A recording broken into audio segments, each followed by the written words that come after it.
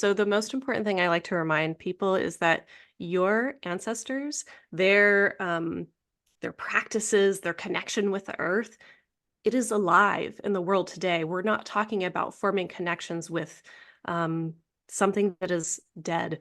Like, And yes, gone. the Yeah. bodies of your ancestors are gone. And yes, you may not have a living person to have a conversation with. You might not be able to pick up a book that says exactly what your ancestors practiced and the ways that they practiced. But what you can do is connect with the land. And if you are distant from that land, you can do spiritual journeys to connect with the land of your ancestors, which is a practice I particularly enjoy and really relish. And then even connecting with the land where you are, even if it's not the land of your ancestors, I consider all land. Land is ancestor.